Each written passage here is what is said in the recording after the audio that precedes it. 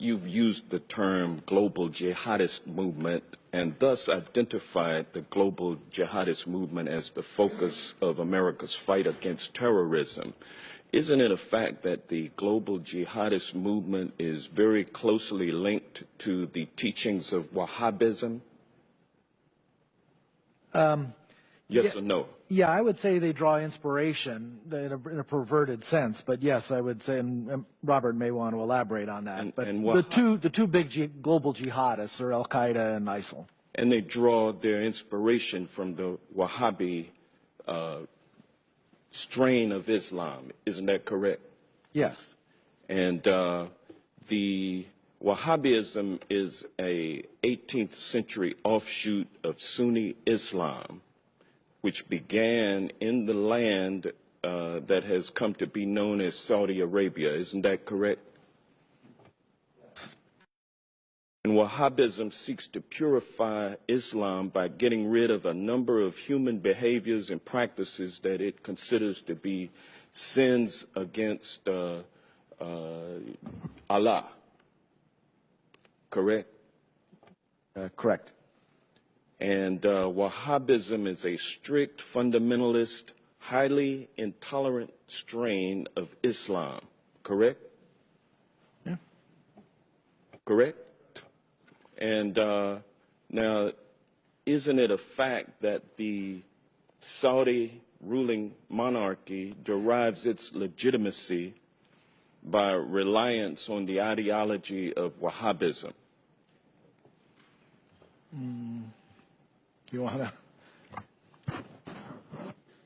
The Saudis are riding a tiger. The Saudis are riding a tiger. So if you will answer what the I'm question, saying, isn't it a fact? No, I wouldn't put it that way. I would say it's not a fact that they depend solely on Wahhabism for their legitimacy. They derive legitimacy from a variety of things. One of them is Wahhabism, but it is not the only one. Well, is it fair to say that Wahhabism is the state-sponsored religion of Saudi Arabia?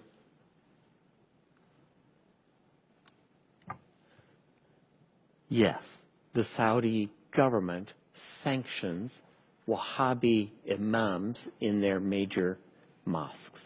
Well, as a matter of fact, the Saudi monarchy promotes Wahhabism through official state-sponsored mosques and through religious schools known as madrasas all over the world. Isn't that correct? Yes. And isn't it true that the Saudi government, Wahhabism throughout the world, based on its oil and gas revenue? Absolutely, the government's revenues, directly or indirectly, help the proselytizing that you mentioned. And the Wahhabism ideology lines up with the ideology of ISIL. Isn't that correct? I would say no. For example, the Wahhabis in Saudi Arabia, the official ones, do not kill Shia. They persecute them. They do not have equal rights. They do not have equal rights, but they don't kill them. However, a Shia in Mosul or a Shia in Raqqa is liable to be killed. Well, yeah, but it's true, though, that the ideology of ISIL lines up with Wahhabism. I would say it's a starting point, and then the Islamic State has taken it several steps farther. Yes. And is it fair to say that Saudi support for the teachings of Wahhabism create fertile ground for ISIL recruitment efforts? I think Saudi promotion of Wahhabism is absolutely a problem in terms of Islamic State recruitment.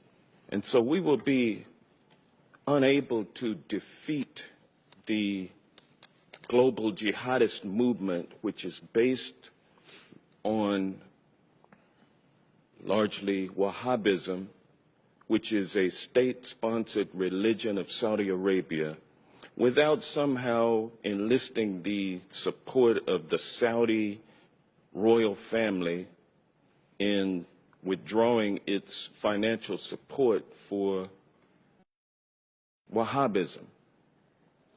Is that a fair assessment? So in the discussion we had earlier about dealing with radicalization in the first place, this is what you're talking about, right? I think Saudi Arabia is a center of where that needs to take place. So there needs to be a discussion with the Saudis about their support for Wahhabism and how it should be treated and how they should think about it. So absolutely right.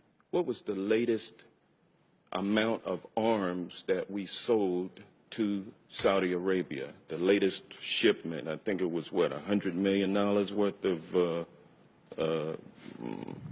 arms? Well, there's support for the campaign in Yemen, but the arms sales that occur periodically are in the billions of dollars. Thank you.